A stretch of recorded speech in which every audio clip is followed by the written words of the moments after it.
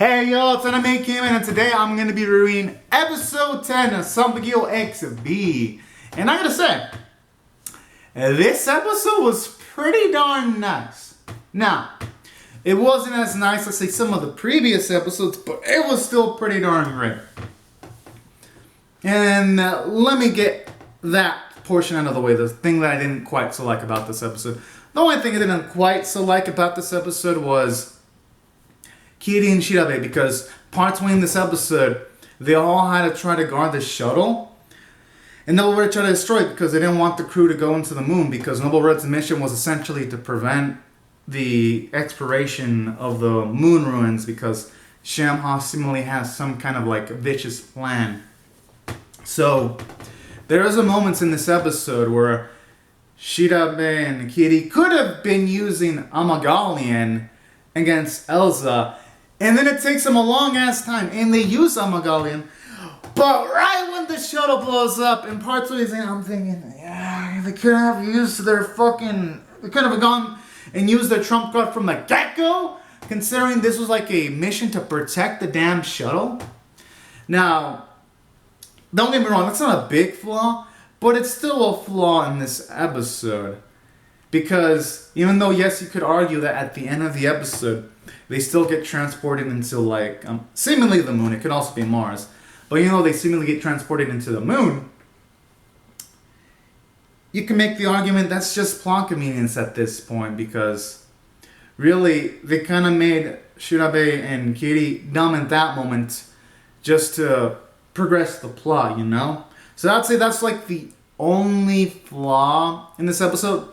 But aside from that, everything else in this episode was fan-fucking-tastic. For one, I like that twist where Shamha didn't actually kill Noble Red. I guess I was wrong. Whoever called it out in the comment section of my previous reaction and review videos, good job. Y'all were on the money there. I was not on the money there. I was completely off.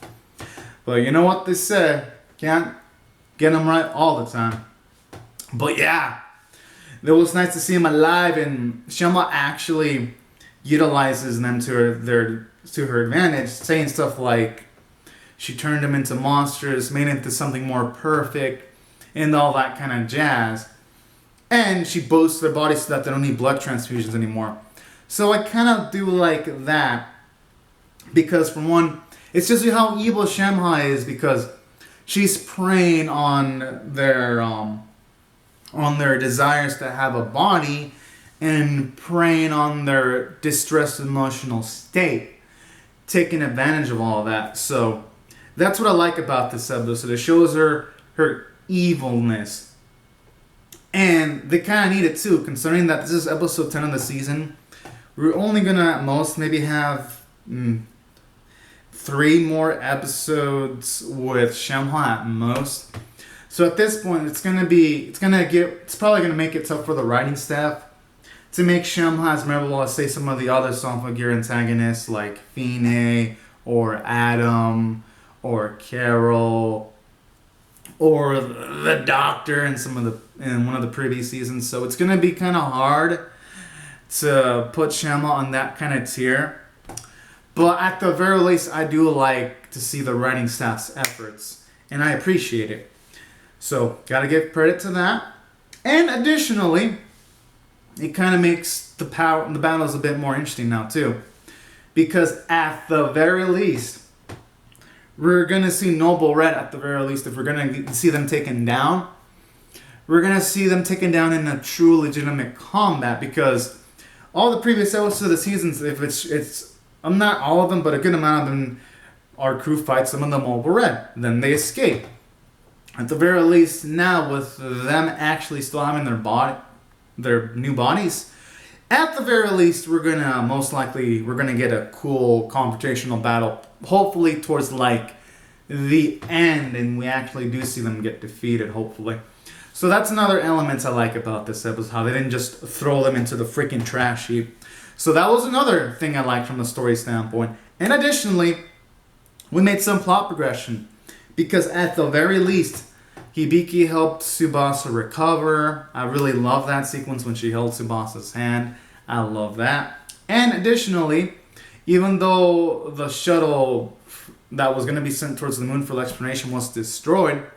I do like how, at the very least, our crew did manage to find a way of getting seemingly into the moon. And I think it could also be Mars, but it's most likely the moon. I also like how we made that bit of plot progression too, because at the very least, it shows you that the next few episodes, they're not going to dick around. And two, from a story standpoint, it's nice because we're going to get a different kind of action set pieces now. Because in all the previous seasons, all the battles were like on Earth, Earth, Earth.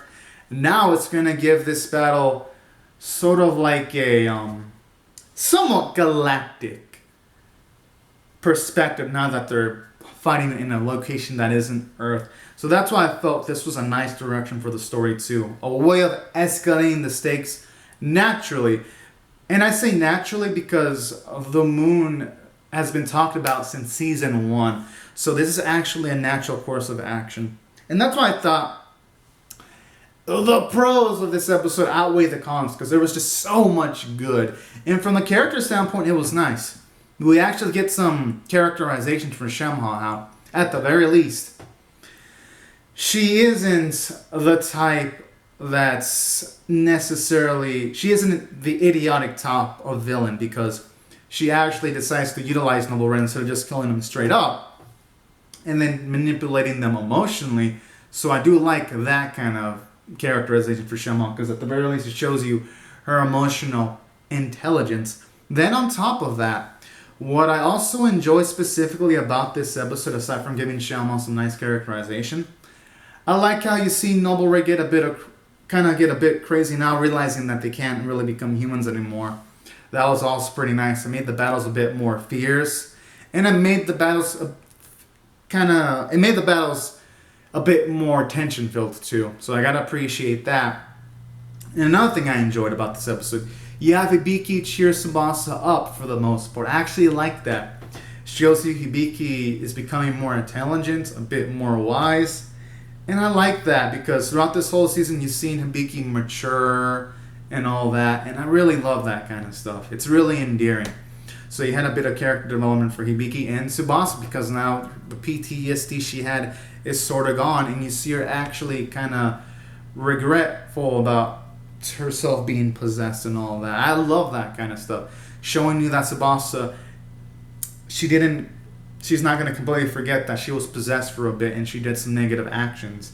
And I like that, because sometimes in animes when a character's possessed and they fucking go on a kill streak, episodes later, the character would be completely forget about their times that they were possessed, as if it were to never fucking happen. Here you actually see Tsubasa reflect on that. It makes her feel like a much more natural individual, and that's why I felt it was great character development for Tsubasa to just want at this point just join the crew back in battle and all that. I love that.